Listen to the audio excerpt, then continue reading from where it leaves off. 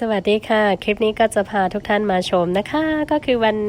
เตรียมผลไม้นะคะพรุ่งนี้ก็ออกพรรษาพอดีวันนี้ก็เลยจะเตรียมนู่นเตรียมนี่เดี๋ยวเรามาดูกันนะคะว่าทุกคนเตรียมอะไรกันบ้างค่ะตอนนี้ก็คือหลานๆกำลังล้างผลไม้นะคะแล้วก็วันนี้ก็จะห้อยเลยนะคะตอนเย็นตอนเช้าทุกคนก็จะยุ่งกันแบบนี้ค่ะเอาค่ะว่ากลางในให้ในก็ติดสุกสักกันลองเข่งต่างพุทธนะคะเนาะยก็หางเฮียนมากกว่าสังว่าอสาว่าเจ้าในค่ะเนาะกันเป็นเจ้าเลยเฮิรนก็เตสุกยุ่งไว้เนี่ยค่ะตอนนี้นะคะพี่สาวกับหลานกำลังห้อยผลไม้ค่ะนี่แต่ว่าถ้าเป็นบ้านอื่นๆถ้ามีคนเดียวนี่คือจะยินใช้เวลานานมากๆค่ะนี่นะคะสวยงามมากๆค่ะฮังลีเต้ๆค่ะนะนี่ก็ซ้ำจะถวายนี่ตอนนี้นะคะก็เตรียมห้อยแล้วนะคะ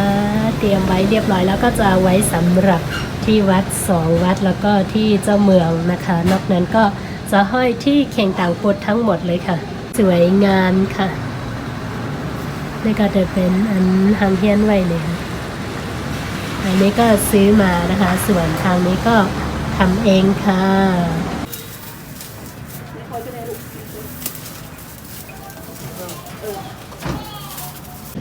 เนี่ยปะโดนกล้วยโดนอ้อยอันนั้นทำมันไงนะหมอโดนเขาละลายทำนางสูเดียวกว่าไกจะมึงก็พาไปดูตามบ้านต่างๆนะคะว่าเขาเตรียมกันยังไงค่ะบ้านเราเตรียมแล้วให้พี่สาวกับหลานเตรียมแล้วนะคะเดี๋ยวไปดูบ้านญาติกันค่ะแต่ว่ายังไม่ได้ห้อยผลไม้นะคะก็หนาว่าอำไปไล่ห้อยหมักไหมเลยค่ะเนาะเนี่ยตอนนี้ก็กำลังตกแต่งอยู่นะคะอ้อยพวกคาราลีห้อยนั้นค่ะก็คำจากไก่ห้อยนะคะหางเฮียนได้หางเฮียนเยาวค่ะมีดีอะไรคะล่ะอ๋อมีดังเลยเนี่ยเตรียมเรียบร้อยแล้วนะคะแต่ว่ายังไม่ได้ห้อยค่ะอ๋อเป็นเกียร์แต่นั่นให้เป้งกันเลยค่ะเนาะนี่ก็หลานๆกำลังเปลี่ยนน้ำพระตังก็ลายซ้อมน้ำพลาจำได้พอคอยคอยยำมูดเอาขนาดเนาะหางเฮียนไว้เอาหลวงคอยไงค่ะเนอะทางเงี้ยหมดไปแม่จำได้เหมือนได้ศึกษาข้างไข่ยังวันค่ะเนาะตอนนี้คือยังไม่ห้อยนะคะเพราะว่าเพิ่งเที่ยงเองก็เลยให้รอให้เย็นกว่านี้หน่อยค่ะประมาณบ่าย2 บ่าย 3ถึงจะห้อยนะคะตอนนี้ก็กำลังอยู่ช่วงเตรียมผลไม้นะคะใส่ซองใส่ตะกร้าค่ะนี่ยังนี่ที่นี่ก็จะเป็นแบบนี้ค่ะ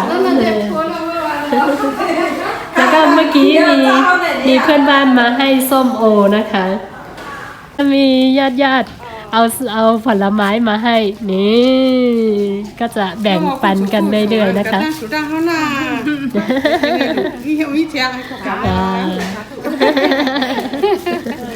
ที่นี่นะคะถ้าหากว่าเพื่อนบ้านมีอะไรก็จะแบ่งปันกันเรื่อยๆนะคะขาบ้านนะนี่ญาติกันจะอันนี้จะให้อันนี้กลับไปถวายที่บ้านด้วยจ้อมค่ะจ้อมใหญ่ๆน้ำค่ะอะไรกินอะไรดูรวมเส้นกินน้ำเส้นให้มีเงินมีคำน้ำค่ะจ้อมค่ะอันนะคะเราก็เอาไปถวายที่เข่งต่างปดค่ะไปทางนี้อีกนิดหนึ่งไปดูว่าบ้านนี้ทำอะไรที่นี่นะคะก็จะเตรียมไว้แบบนี้เหมือนกันแต่ว่ายังไม่ได้ทำอะไรมากค่ะเดี๋ยวทางแค่นไว้เสื้อไหนกันค่ะเนาะเพราะไว้วันจังไกมาหอยเลยค่ะดูดีลาย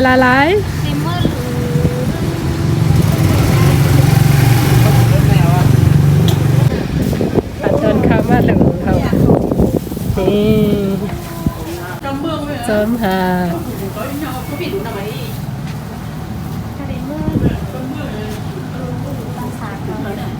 ให้เกิดลูกง่ายๆเรามาดูบ้านพี่สาวนะคะเขามาต้อยเฮินปีนางเนี่ยค่ะว่านี่บางบ้านก็กำลังเตรียมเข่งต่างปุดนะคะคือสั่งทำนะคะก็จะเป็นหลังละ 15,000 จัดค่ะ15,000 จัดไม่แน่ใจตอนนี้เท่ากับเท่าไหร่นะคะน่าจะ100 กว่า200ประมาณนี้เองค่ะ200 กว่าและถูกมากๆเขาทำแบบสวยงามเลยนะคะนี่สวยมากว้าวตอนแรกคิดว่าทำเองที่ไหนได้โอ้สวยชมสมกับราคามากๆค่ะ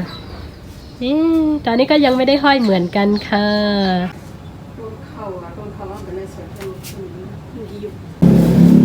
นี่นะคะที่พี่สาวให้มาถวายมานะคะแล้วก็จะมาถวายที่หิ้งพระด้วยแล้วก็เข่งต่างพุทธด้วยนะคะตอนนี้ก็กำลังไปวัดนะคะเดี๋ยวก็เตะกว่าที่วัดนะคะเนาะโดยตีเฮือนยก็กัดโดยตีเกี้ยงค่ะหลังจากดูที่บ้านแล้วก็ไปดูที่วัดนะคะตอนนี้คือทุกบ้านกำลังเตรียมห้อยเข่งต่างพุทธนะคะแต่ว่าโมไม่ได้ไปถ่ายแต่ว่าไปดูที่บ้านที่วัดก่อนค่ะเอาค่ะเดี๋ยวอันกัดด้วยตีเกี้ยงก่อนนะคะเนาะซ้อมกันค่ะไปได้กันนะคะโอเควันนี้มากับหลานนะคะเหมือนในมาจำหลานซื้อหางอมเชียงค่ะอมแสงพามาวัดนะคะวันนี้พามาวัดแล้วก็เจ้าเมืองค่ะเดมาตีเกี้ยงก็มาตีเจ้าเมืองค่ะเนาะแล้วก็เดมาเฮ็ดสังมาลูมาก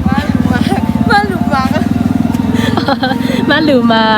ากก็คือหมายถึงมาถวายผลไม้นะคะที่เราเอามาเยอะมากนี่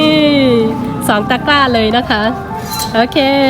นี่เราเอามานะคะหนักมากก็คือเพื่อนบ้านมาถวายด้วยอะไรอย่างนี้เราก็เลยเอามาถวายที่เข่งต่างพุทธที่วัดกับที่เจ้าเมืองค่ะคือวันนี้เราก็จะมา2 วัดกับเจ้าเมืองนะคะเดี๋ยวมาจ้องกลางยก็จ้องหลงยก็เจ้าเมืองไหนค่ะไปกันเลยค่ะมีคนพ่อพาเด็กๆมาไหว้นะคะก็คือมาถวายผลไม้นะคะ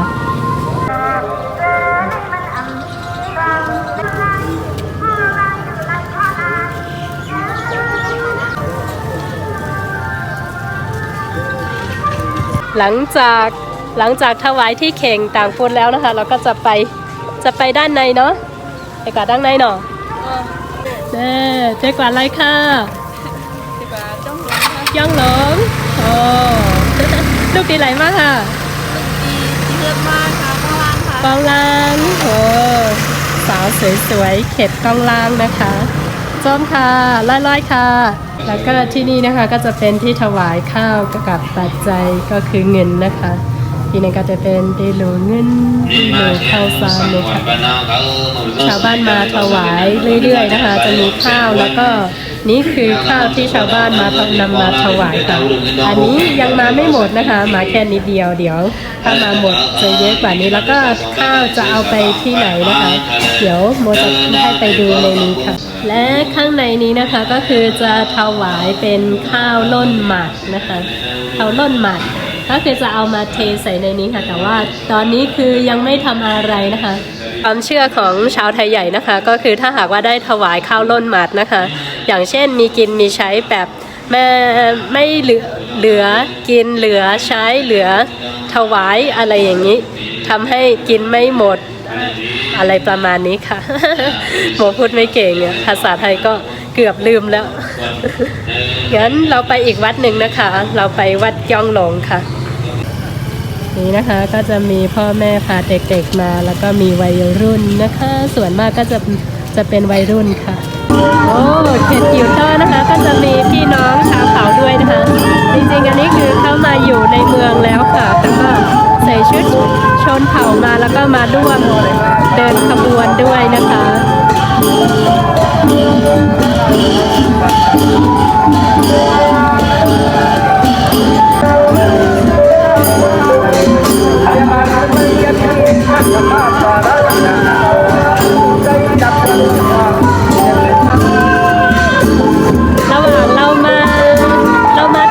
เรามาถวายผลไม้นะคะก็จะมีชาวพี่น้องจากเขตกิวเตอร์นะคะมาเดินซ้อมเรามาดูกันนะคะที่นี่คนจะเยอะมากๆค่ะที่ในก้นน้ำได้ค่ะเนาะนี่คือเข่งต่างพุทธของที่วัดนะคะในเดเป็นเข่งต่างพุทธที่วัดย่องหลงน้ำลันเลยค่ะเมื่อกี้ที่เราไปมาคือย่องกลางน้ำลันแต่ว่าที่นี่จะเป็นย่องหลงน้ำลันนะคะ ดี๋ยวให้หลานนำไปก่อน แล้วก็จะอยู่ด้านล่างนะคะ แล้วก็เอาให้สามเณรนะคะสามเณรก็จะห้อยด้านบนค่ะ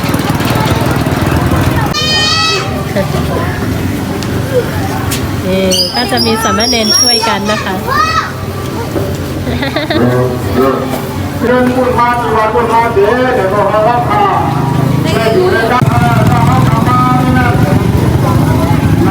หลังจากถวายผลไม้เสร็จนะคะ เราก็จะขึ้นไปข้างบนวัดแล้วก็ถวายข้าวสารกับเงินนะคะ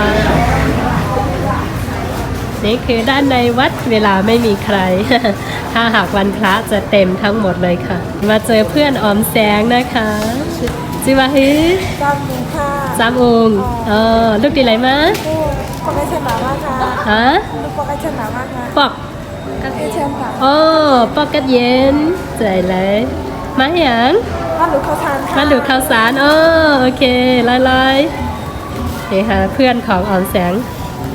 สารที่ทุกคนมาถวายจะเยอะมากแล้วสามเณรก็จะมาเทใส่ถุงแบบนี้อีกทีหนึ่งค่ะหลังจากเทใส่ถุงนะคะก็จะ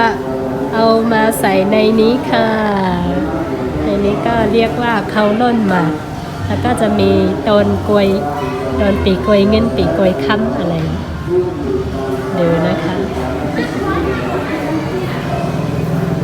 อันนี้ที่นี่ก็จะทำเรียบร้อยแล้วนะคะนี่ก็จะเอามาใส่ในนี้ค่ะข้าวสารนะคะใส่ในนี้ให้หมดให้ล้นนะคะก็เลยเรียกว่าข้าวล้นหมาดนั่นเองค่ะ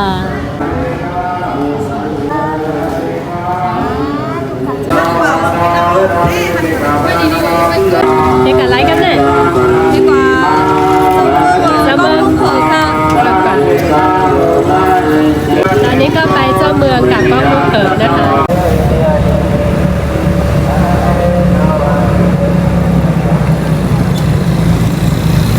ตอนนี้เราก็มาอยู่ที่เจ้าเมืองน้ำลันนะคะมาเรียวกามามีที่เจ้าเมืองน้ำลันเลยค่ะมาดูมากเลยค่ะ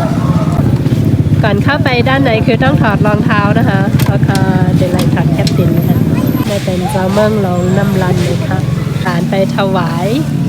ผลไม้นะคะ ที่นี่คือถวายผลไม้กับต้นข้าวต้นอ้อยอะไรอย่างนี้ค่ะนี่ก็จะมีแบบวัยรุ่นหรือคุณพ่อพาลูกๆมาเหมือนกันนะคะที่นี่ใส่ชุดไทยใหญ่ด้วยนี่นะคะคุณแม่พาลูกๆมานะคะอันลูกๆมาเหตุการณ์ลิกเซอร์นี่ค่ะว่ะเด้อไปซึมค่ะต้องมาเฮ็ดไม่ซึมค่ะนะต้องมาเฮ็ดไม่ซึมค่ะหรือฮักเตะรักแหลมเตนะนี่คือภายในเจ้าเมืองนะคะ ถ้าอยากจะมาถวายเงินก็ได้ค่ะก็จะด้านในก็จะมีคุณเ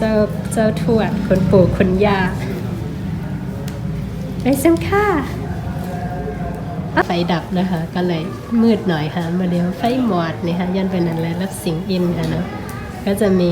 ผู้ที่ดูแลเจ้าเมืองนะคะมาแยกผลไม้แล้วก็มาจัดดอกไม้ค่ะที่นี่เขาจะแบ่งคนดูแลไว้หนึ่งครอบครัวนะคะมาเฮ็ดกูวันค่ะเป็นในหันอ๋อ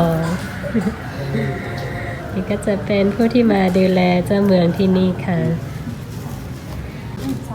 ที่เป็นธงสีขาวกับสีแดงนะคะถ้าหากว่าชาวบ้านอยากเอาไปติดรถหรืออะไรก็ได้นะคะอันนี้เราก็ได้กลับบ้านด้วยนะคะนี่คือเราจะไปติดมอเตอร์ไซค์หรือติดรถก็ได้ค่ะเพื่ออย่างเช่นถ้าหากว่าเราพกพาติดรถหรืออะไรนะคะเชื่อว่าเจ้าเมืองจะคุ้มครองเรานั่นเองค่ะเอากลับไปแล้วนะคะให้หลานกลับไป1ชุดแล้วก็โมเอา1ชุดนะคะโอเคได้ค่ะเราเอามือตาเตมือซับตีรถเลยค่ะ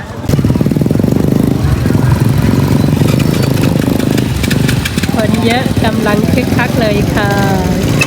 จริงๆมาเรื่อยๆจะมีมาเรื่อยๆตั้งแต่บ่าย2บ่าย3เลยนะคะเยอะจริงๆเมื่อเนาะ